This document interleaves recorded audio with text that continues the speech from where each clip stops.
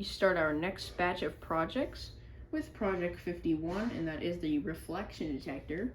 So this one uses the photoresistor and the lamp here, and how this is supposed to work is you put it in a dark room, you have the lamp and photoresistor against a mirror, and it should trigger the space war. But basically all you really have to do it the basic way is you can turn it on, put your hand over the photoresistor, and it will start going off.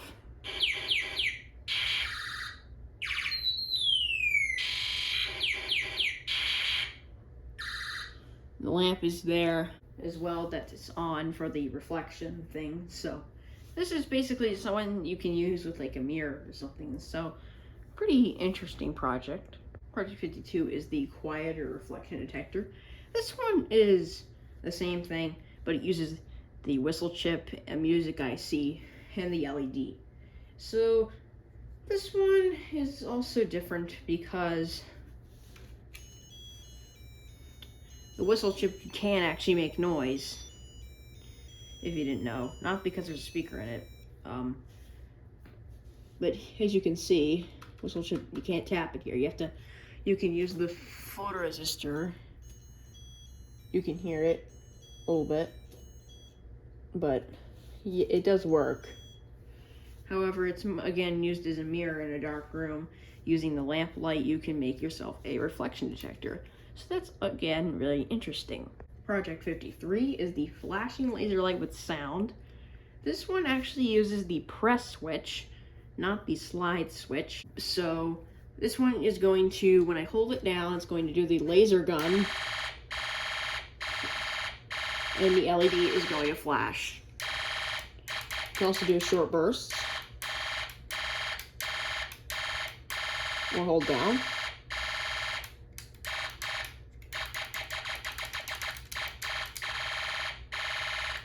Pretty simple project, honestly, nothing much to mention here.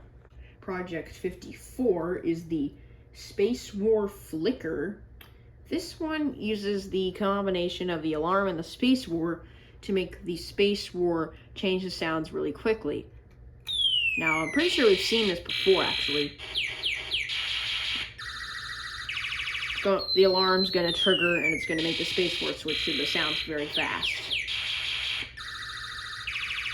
It also says in the booklet that you can replace the speaker with a lamp, and the lamp will flash as well. So, interesting circuit, but I'm pretty sure we've seen this before, I think. But I'm not sure. Project 55 is the spinning rings. This one uses this little color thing that is attached on top of the fan to make this effect where when you hold down the press switch, it looks like colored rings. It's actually spinning a lot faster than it is on the camera. It looks kind of weird on the camera. So I do apologize for that, because that's not what it really looks like. But as you can see, the rings are very evenly layered out when you are running it. And that's the trick to this project. So it's kind of cool, like kind of an illusion in a way, how they made it so that it turns into colored rings like that. And again, it doesn't really look like it on the camera. But in real life, it actually is very even. It's not spinning around like crazy. So very cool project, and you can actually do a lot of cool things with this thing, as we'll see in a minute. Alright, so for project 56, which is strobe the house lights, we're going to need to do it in my closet, aka where my PC setup is. And we have a fluorescent light up there, and we have our circuit. So when we turn it on, it's going to look like the white lines are spinning in one direction, but they start spinning in another direction. It's a lot more noticeable on the camera than it is on real life. See how it starts looking like it spins another direction? That's because the fluorescent light's always constantly blinking about 60 times a second. We can read more about it in the circuit, right in the booklet. Changes speed the motion acting like a strobe light to catch the motion at certain speeds.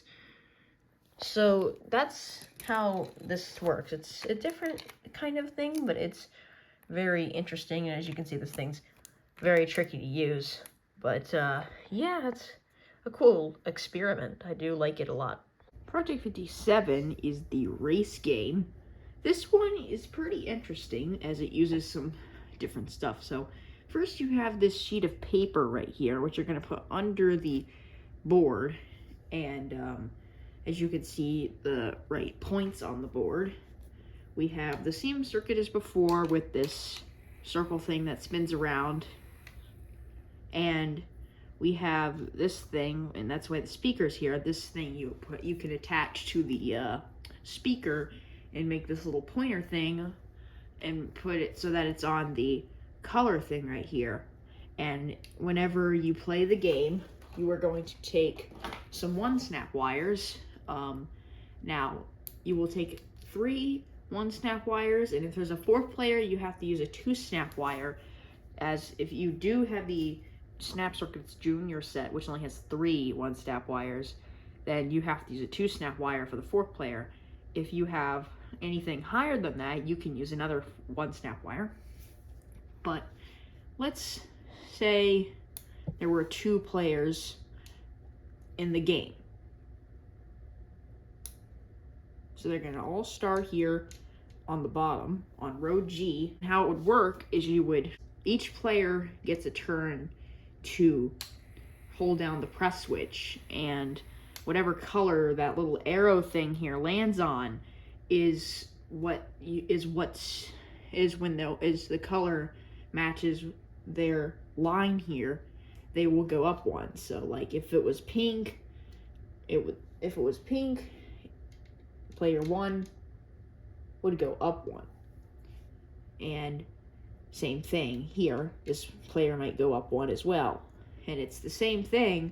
If you land on a white space in the middle, both players on the colors surrounding the white line both get to go up 1. Now let's say that we move them up here and they make it to the end at the same time. If 2 players make it to the top at the same time at row A, they go back down to row D, and play continues until one person makes it up to the top row, and the person that makes it to the top row, of course, will win the game. So that's how the race game works. It is a pretty interesting game to play, I think. And one last thing to mention, it doesn't matter which player holds down the press switch and gets the color. If it's a different color for a different player, that different player is going to move up 1. So that's how the race game works. It's a very interesting little project, so definitely something to check out. Project 58 is using parts as conductors. Now, what we mean by using parts as conductors is whenever we use these parts, but they don't really do anything. They're just used to kind of like 3-snap wires.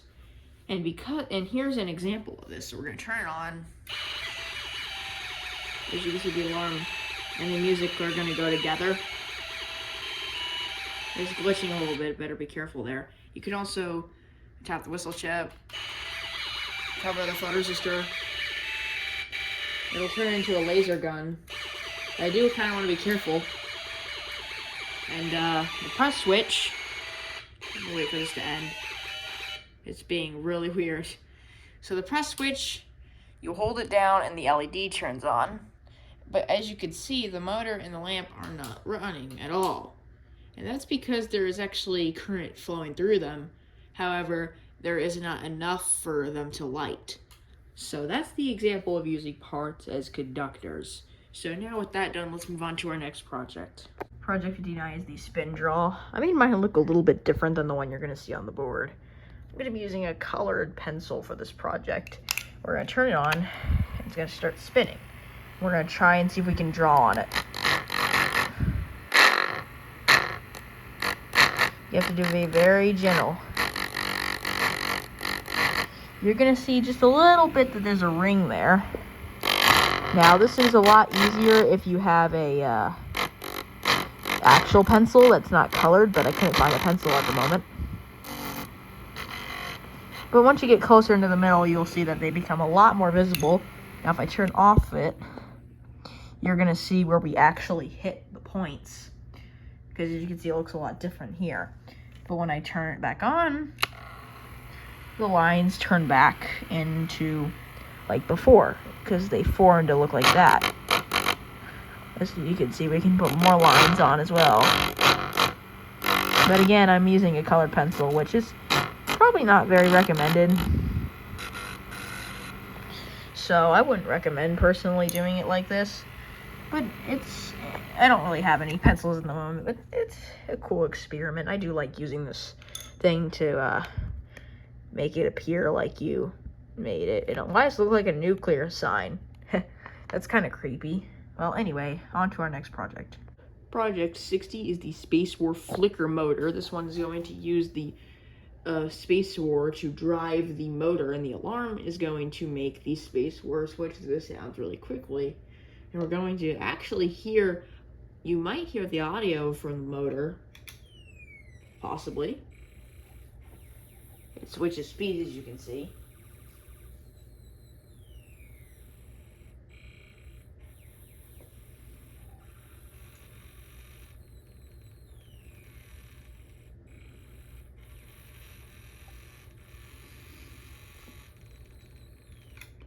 So the reason that you can actually hear the sounds coming from the speaker is because it has a wire, like a coil wire, similar to what a speaker would have, and it actually makes it so that you can kind of slightly hear the sounds coming from it. So I like this project. It's really interesting to see. It works the same way as something else, like a lamp there, but it uses motor and it drives it, so that's kind of cool. Project 61 is the light-controlled sounds. This one is using the photoresistor and the whistle chip for our sound. So we're going to turn it on. You're not going to hear it very much, but when I shine my flashlight on it, because you're going to see, I'll just be using my radio flashlight here. It becomes a lot louder. But if you cover your hand over it, you won't be able to hear it. But when you put the light back on it, you can actually hear it. So that's how the light-controlled sounds works. Project 62, light-controlled sounds 2, makes us connect to this point with this point, which will make it sound like a laser gun. Again, same thing applies. Shining light on the photoresistor will make it louder. Taking it away makes it quieter. Project 63, light-controlled sounds 3, takes away this connection and puts on this connection, so it should make it sound like a fire engine this time.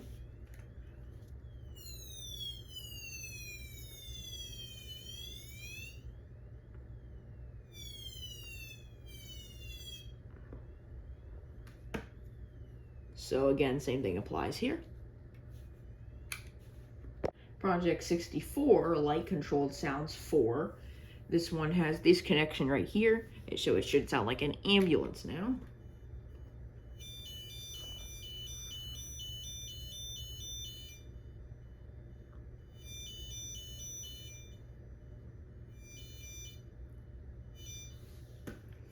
Again, same thing applies, of course. Project 65, the light-controlled sounds 5. As you can see, we have our music IC on top of it now. Let's see what it sounds like.